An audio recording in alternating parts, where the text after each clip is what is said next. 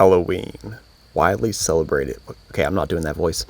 Halloween, widely celebrated, but nowhere quite like in the United States. As comedian Ricky Gervais once said, America, they love Halloween. They're obsessed over there. I mean, it's a proper thing out there.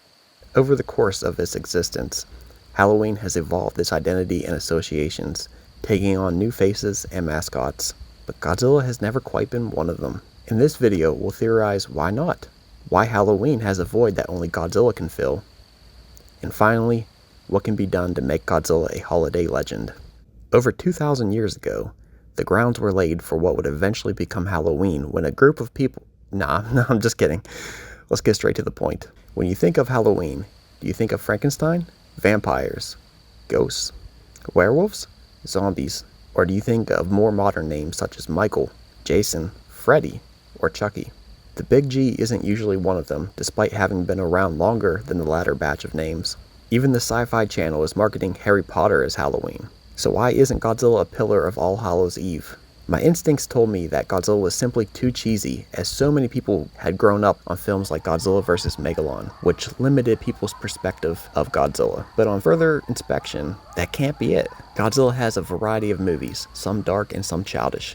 If anything, that should further solidify Godzilla as Halloween-worthy, as this gives Godzilla the potential to appeal to multiple age groups, something both adults and their kids can bond over. Children tend to lean to something softer along the lines of Casper or Ghostbusters, and Godzilla definitely has more lighthearted entries in its series that fit this standard. On the other hand, most hardcore horror franchises usually have their fair share of cheesy moments that fans learn to embrace and even love. So Godzilla is no different in that aspect either. But when it comes to those darker moments, slasher films usually don't hesitate to show the gore. On the contrast, Godzilla more implies death among his destruction. There's an alluring gratification for audiences to see something almost taboo when Jason bluntly murders somebody on screen. But dare I say that films like Shin Godzilla, Gojira 1954, and similar entries have a more mature theme? Regardless, not all horror requires gore, but it most certainly is a major highlight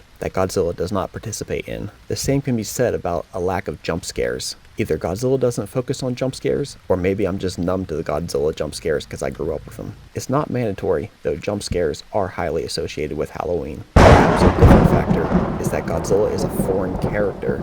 The United States, while heavily a consumer of imports, still has a mainstream preference for homegrown entertainment, especially those movies and shows focused on holidays.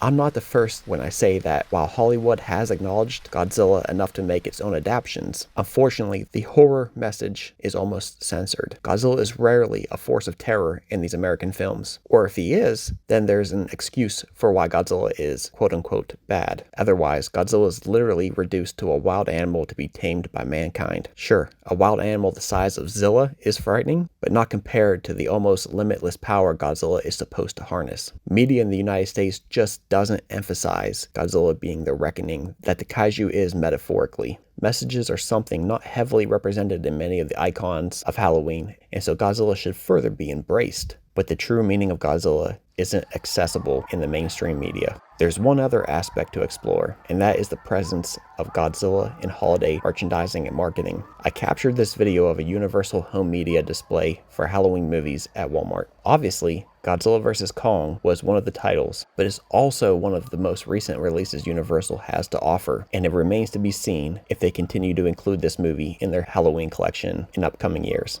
Not to be ignored, Rubies, a company that makes Halloween merchandise, has been releasing Godzilla costumes ever since that inflatable 2014 Godzilla costume, and has since done costumes for Kong and Ghidorah, along with Rodan and Mothra masks. But every pop culture character gets a costume, from Sonic to Pokemon. Are they Halloween too?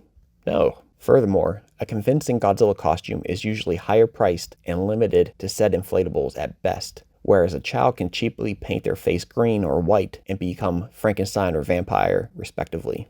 So what is needed is more decorations and novelty Halloween items to associate the consumer's mind with Godzilla. Maybe a candy basket shaped like Godzilla's head and open mouth, or maybe a Godzilla fog machine with light up eyes. Maybe a little electronic radiation detector that lights up and makes roaring sounds as if Godzilla's approaching. Sort of like those dangerous voltage decorations. Just some thoughts. Ruby's did do some Godzilla and Ghidorah wall decorations, but they were expensive, somewhere along the lines of over $200 each. With all that said, it's not a lost cause to push for Godzilla to have a heavier presence. A 2013 poll by the Washington Times showed Godzilla was in the top 10 Halloween monsters among participants. Granted, that's only one poll, but it shows a demand. And that demand shows it's time to continue pushing these two ideas of Godzilla and Halloween closer together. How? Support Godzilla decorations or costumes when possible to create the demand. However, this does hinge on Toho's licensing process. I'm sure making Godzilla more closely associated with Halloween comes with legal hurdles, but that's what marketing departments and lawyers are for. Something else we can do is participate in more polls in the future like the Washington Times did. But most importantly is how Godzilla is portrayed in film. If Toho could do more dramatic scenes like the one in the 1954 Gojira film, where the city is ablaze and a trapped mother and her child are forced to acknowledge their impending deaths. If Toho can focus a little more on the human suffering aspect like that, then gore won't be necessary. As far as Hollywood goes, we must demand that Legendary dedicate some films to an evil Godzilla story, so audiences can see that Godzilla is more than just a wild animal, a superhero, or something cheesy. Then the idea of Godzilla truly being a Halloween icon can begin to take form in the mind of the general public. So Monsties, do you view Godzilla as part of Halloween? Do you think Godzilla is already accepted as Halloween, or at least has the potential to be included? And do you have any Halloween traditions or marathon movies you like to watch during this time of year? Let us know in the comments. Thanks for watching.